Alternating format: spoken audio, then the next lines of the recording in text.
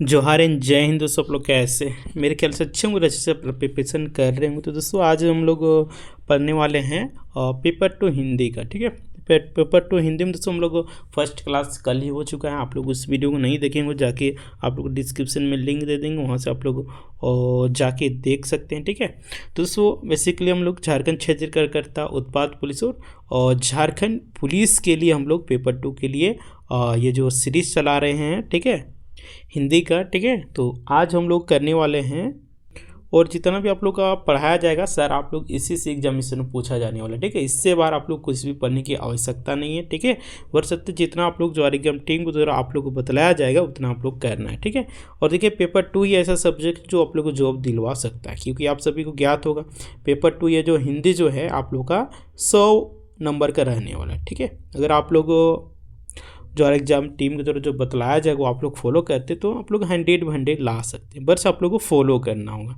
ठीक है, तो इस वीडियो को शेयर कर दीजिए झारखंड क्षेत्र कार्यकर्ता छात्रों के पास, उत्पाद पुलिस छात्रों के पास, झारखंड पुलिस छात्रों के पास। ठीक है, ताकि वो लोग भी पढ़ सके और अपने एग्ज़ाम को अच्छे तरीके से पास कर सके। ठीक है, तो आप लोग शेयर कर दीजिएगा। तो आज हम लोग करने वाले कविता का पार्ट 2 है। ठीक है, यानी पार्ट चैप्टर नंबर 2 है। ठीक है, जिसमें हम लोग राम लक्ष्मण राम लक्ष्मण परशुराम संवाद के बारे हम लोग पढ़ेंगे। ठीक है, जिसका कवि है तुलसीदास जी। ठीक है, कौन है? तुलसीदास जी। आप लोग पूछ देगा कि राम लक्ष्मण संवाद का कवि कौन थे, इसका राइट आंसर आप लोग तुलसीदास हो जाएगा। ठीक है, इसीलिए हम लोग तो इस तुलसीदास के बारे में भी इसका थोड़ा परिचय हम लोग जान लेंगे। ठीक है, जो कि एग्जाम ऑफ दृष्टि से आप लोगों को बहुत ही इंपॉर्टेंट रहने वाला है। तो देखिए तुलसीदास जी का, ठीक है, तुलसीदास जी का जन्म देखिए उत्तर प्रदेश के बांदो जिला के राजापुर गांव में 1532 ईस्वी में हुआ था। पूछ देगा कि तुलसीदास जी का जन्म कहाँ हुआ था, तो बांदापुर के एक राजापुर गांव है उत्तर प्रदेश में, वहीं पे हुआ था। कब हुआ था? तो 1532 ईस्वी में हुआ था। और कुछ विद्वान उनका जन्म स्थान सोरो जिला एटा भी मानते हैं। ठीक है, देखिए तुलसीदास का बचपन बहुत ही संघर्षपूर्ण था। जीवन के शुरुआत में वर्षों में ही माता पिता से उनका बिछोड़ हो गया, यानी कि माता पिता से अलग हो गए। कहा जाता है कि गुरु कृपा उन्हें राम भक्ति का मार्ग मिला। वे मानव मूल्यों के उपासक कवि थे। राम भक्ति परंपरा में तुलसी अतुल्य है। रामचरितमानस कवि की अनन्य राम भक्ति और उनके सृजनात्मक कौशल का मनोरम उदाहरण है। उनके राम मानवीय मर्यादाओं और आदर्शों के प्रतीक है, जिनके माध्यम से तुलसी जी ने नीति, स्नेह, शील, विनय, त्याग जैसे उदात्त आदर्शों को प्रतिष्ठित किया। रामचरितमानस उत्तरी भारत की जनता के बीच बहुत लोकप्रिय है। मानस के अलावा कवितावली, गीतावली, दोहावली, कृष्ण गीतावली, है ना, विनय पत्रिका आदि उनकी प्रमुख रचनाएं हैं। अवधी और ब्रज दोनों भाषाओं पर उनका समान अधिकार था। ठीक है, देखिए 1623 में काशी में उनका देवासन हो गया। कब हुआ था? 1623 ईस्वी में तुलसीदास जी का मृत्यु हो गया था। ठीक है, चलिए आगे हैं। देखिए तुलसी जी ने रामचरितमानस की रचना अवधी में, विनय पत्रिका और कवितावली की रचना ब्रज भाषा में की थी। पूछ देगा कि तुलसीदास ने रामचरित्र की रचना किस भाषा में की थी, तो ये ब्रज भाषा इसका बिल्कुल राइट आंसर हो जाएगा। उस समय प्रचलित सभी काव्य रूपों को तुलसी की रचनाओं में देखा जा सकता है। रामचरितमानस का मुख्य छंद चौपाई है और बीच बीच में दोहे, सोठे, हरिगीतिका और अन्य छंद अपयोए गए हैं। ठीक है, देखिए विनय पत्रिका की रचना गए पदों में हुई है। कवितावली में सवैया और कविता छंद की छटा देखी जा सकती है। उनकी रचनाओं में प्रबंध और मुक्त दोनों प्रकार के काव्यों का उत्कृष्ट रूप भी है। ठीक है, तो ये दोस्तों थोड़ा सा उनका जीवन परिचय के बारे था। ठीक है, जो कि एग्जाम ऑफ दृष्टि से जो इम्पोर्टेंट है वही आप लोगों को बताएं। ठीक है, तो चलिए हम लोग अब कविता की ओर बढ़ते हैं। ठीक है, तो तुलसीदास के पद वो उनके अर्थ। ठीक है, तो देखिए परशुराम संवाद में देखिए, नाथ शंभु धनु भंज निहारा, होय ही केव एक दास तुम्हारा। आयसु का कहियो कीन मोही, सुनी रिसाई बोले मुनि कोही। सेवकू सोजो करे सेवकाई, अरि करनी करी करे लड़ाई। ठीक है, इसका भावार्थ आप लोग समझ लीजिए, इसका अर्थ जान लीजिए। ठीक है, इस कविता का मतलब क्या है। तो देखिए, इन पंक्तियों में श्री राम परशुराम जी से कह रहे हैं कि हे नाथ, शिव जी की धनुष को तोड़ने की शक्ति तो केवल आपके दास में ही हो सकती, इसलिए वो आपका कोई दासी होगा जिसने इस धनुष को तोड़ा है। क्या आज्ञा है, मुझे आदेश दे। ये सुनकर परशुराम जी और क्रोधित हो जाते हैं और कहते हैं कि सेवक वही हो सकता है जो सेवकों जैसा काम करे। ये धनुष तोड़कर उसने शत्रुता का काम किया है और इसका परिणाम युद्ध ही होगा। उसने इस धनुष को तोड़कर मुझे युद्ध के लिए ललकारा है, इसलिए वह मेरे सामने आए, युद्ध होगा। तो ये पंक्ति का अर्थ था दोस्तों। देखिए आगे है सेकेंड पद में है, सुनहु राम जही शिव धनु तोरा। सुनहु, देखिए सुनहु राम जही शिव धनु तोरा, सह सह बाहु सम सो रिपु मोरा, सो बिलगाओ बिहाय समाजा, न त मारा मारे जही सब राजा। सुनी मुनि बचन लखन मुस्काने, बोले परसु धरही अवमाने, बहु धनु ही तोरी लरी काई, कबहु न असी रीस किन्ही गोसाई, एहि धनु पर ममता केहि हेतु, सुनी रिसाई का भृगुल केतु। ठीक है, तो ये सेकेंड पद है दोस्तों, इसका भावार्थ आप लोग जान लीजिए। देखिए परशुराम जी श्री राम से कहते हैं, जिसने भी शिव जी के धनुष को तोड़ा है वो इस स्वयंवर को छोड़कर अलग खड़ा हो जाए, है ना। वहाँ पे सभा हो रहा था, उसमें परशुराम जी श्री कृष्ण से कहते हैं कि जिसने भी शिव धनुष को तोड़ा है वो इस अलग हट के वो खड़ा हो जाए, नहीं तो इस दरबार में उपस्थित सारे राजाओं को अपनी जान से हाथ धोना पड़ सकता है ना। और उन्होंने कहा अगर ऐसा खड़ा नहीं होता है जो भी इसका गुनहगार है, तो सारा वहाँ पे सभा में जितने भी राज दरबार में राजा थे सबको जान से हाथ धोना पड़ सकता है। परशुराम के क्रोध से भरे स्वर को सुनकर लक्ष्मण उनका मजाक उड़ाते हुए कहते हैं कि हे मुनिवर, हम बचपन में खेल खेल में से कई धनुष तोड़ चुके हैं, तब आप क्रोधित नहीं हुए, लेकिन यह धनुष आपको इतना प्रिय क्यों है जो टूट जाने पर आप इतना क्रोधित हो उठे हैं। जिसने यह धनुष तोड़ा है उससे युद्ध करने के लिए आप तैयार होगे, आखिरकार इस धनुष में है क्या। यह लक्ष्मण जी किससे कहते हैं, परशुराम जी से। आगे है देखिए थर्ड में आपका, रे निरीप बालक कालबस बोलत तो ही न संभार, धनु ही सम तिरुरारी धनु विदित शक्कर संसार। तो देखिए परशुराम जी कहते हैं, हे राजपूत राजा के बेटे, तुम काल के वश में हो, अर्थात तुम अहंकार में समाया हुआ है और इसी कारणवश तुम्हें यह नहीं पता चल पा रहा है कि तुम क्या बोल रहे हो। क्या तुम्हें बचपन में तोड़े गए धनुष एवं शिव जी की इस धनुष में कोई अंतर नहीं दिख रहा है जो तुम इनकी तुलना आपस में कर रहे हो। देखिए परशुराम जी किससे कहते हैं, लक्ष्मण से कहते हैं, हे राजपूत, है ना, हे राजपूत तुम काल के वश में हो, यानी कि तुम अहंकार में डूब गए हो और इसी कारण से तुम्हें कुछ नहीं पता चल रहा है तुम बोल क्या रहे हो। तुम बचपन में जो धनुष तोड़े हो और अभी शिव जी का धनुष तोड़ा उससे तुम अंतर कर रहे हो, वाकई में तुम अहंकार में डूब गए हो। आगे देखिए पद में है, लखन कहा हंसी हमरे जाना, सुनहु देव सब धनुष समाना। लखन कहा हंसी हमरे जाना, सुनहु देव सब धनुष समाना। का क्षति लाभो जून धनु तोरे, देखा राम नयन के भोरे। छुवट टूटट रघुपतिहु न दोसु, मुनि बिनु काज करिय कत रोसु। देखिए इसका भावार्थ है, परशुराम जी की बात सुनने के बाद, है ना, लक्ष्मण तो मुस्कुराते हुए हंसते हुए व्यंग करते हैं और उनसे कहते हैं कि हमें तो सारे धनुष एक जैसे ही दिखाई देते हैं, किसी में कोई नज़र नहीं आता है, किसी में कोई फर्क ही नज़र नहीं आता है। फिर इस पुराने धनुष के टूट जाने पर ऐसी क्या आफत आ गई जो आप इतना क्रोधित हो उठे हैं।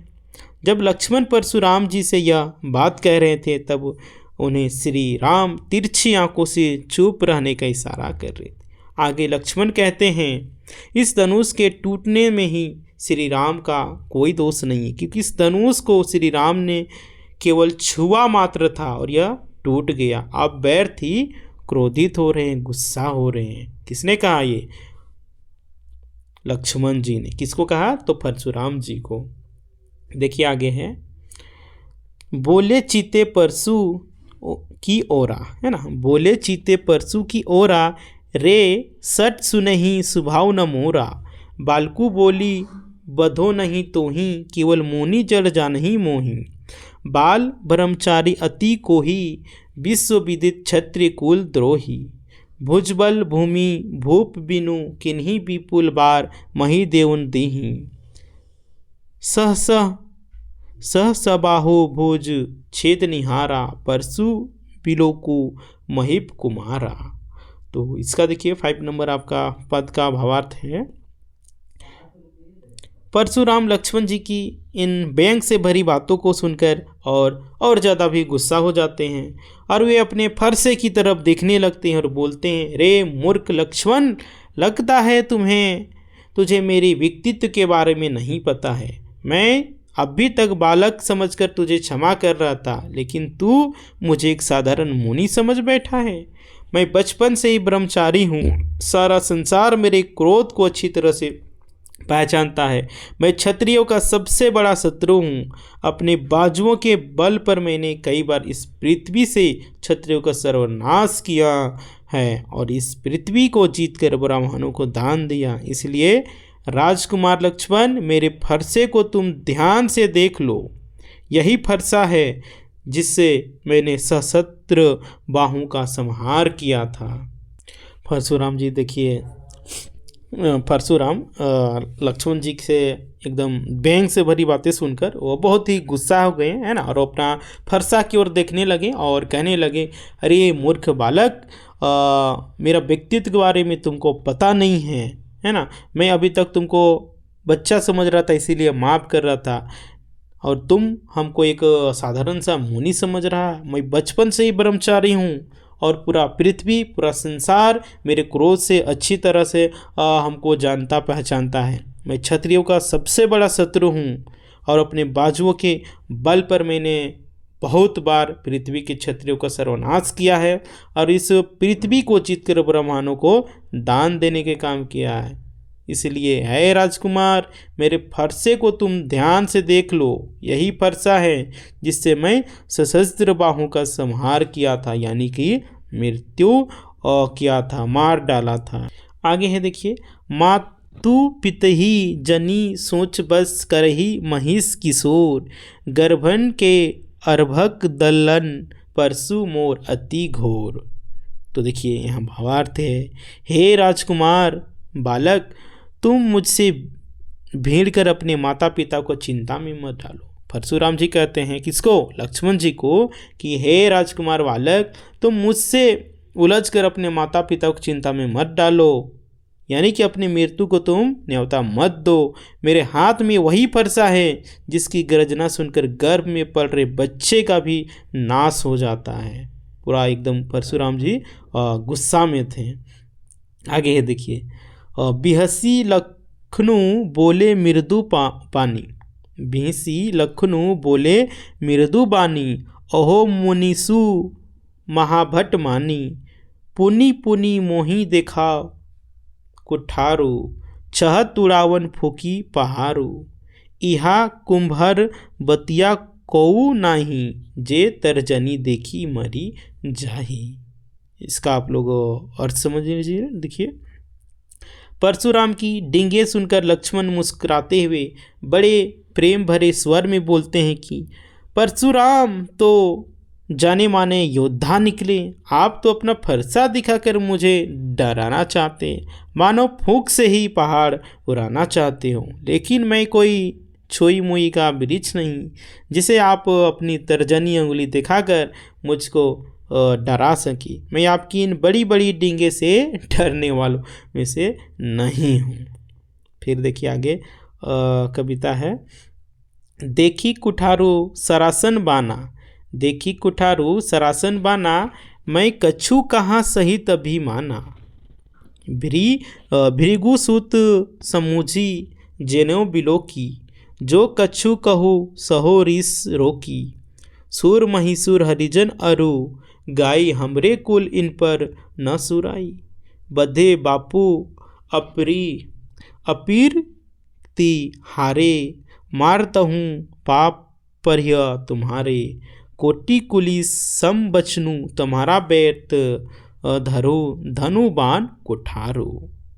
अर्थात दोस्तों देखिए, इन पंक्तियों में लक्ष्मण जी कहते हैं, मैंने आपके हाथ में कुल्हाड़ा और कंधे पर टैंगे तीर धनुष देकर आपको एक वीर योद्धा समझा और अभिमान पूर्वक कुछ कह दिया तो आपको ऋषि भृगु का पुत्र मानकर एवं कांधे पर जनेऊ देकर आपके द्वारा किए गए सारे अपमान सहन कर लिए और क्रोध की अग्नि को जलने नहीं दिया। वैसे भी हमारे कुल की परंपरा है। कौन कह रहे हैं? लक्ष्मण जी कह रहे हैं कि हम देवता, ब्रह्मांड, भक्त एवं गाय के ऊपर अपनी वीरता नहीं आजमाते। आप तो ब्रह्मांड हैं और मैं आपका वध करूं तो पाप मुझे ही लगेगा। अगर आप मेरा वध भी कर देते हैं तो मुझे आपके चरणों में ही झुकना पड़ेगा। यही हमारे कुल की मर्यादा है। फिर आगे लक्ष्मण कहते हैं, आपके वचन ही किसी ब्रज की भांति कठोर है, तो फिर आपको इस कुल्हाड़ी और धनुष की क्या जरूरत है ना। लक्ष्मण जी कहते हैं कि आपका बात ही इतना कठोर है कि आपको इन कुल्हाड़ों और धनुष की क्या ज़रूरत, आपके बात से ही आदमी डर जाएंगे।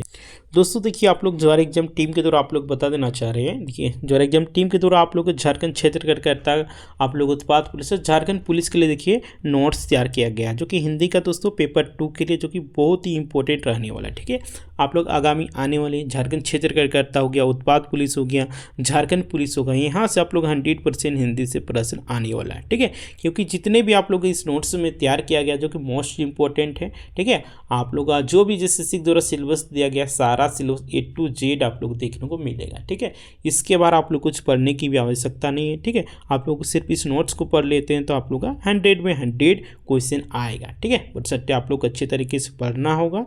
ठीक है, तो अगर आप लोग चाहते हैं इस नोट्स को प्राप्त करना, ठीक है, तो आप लोग एक नंबर दिख रहा होगा 8789125229। ठीक है, आप लोगों को इस नंबर पे क्या करना है 149। ठीक है, 149 पेमेंट करना है इसी नंबर में। ठीक है, उसके बाद स्क्रीनशॉट आप लोग को इसी व्हाट्सएप नंबर में भेज देना है।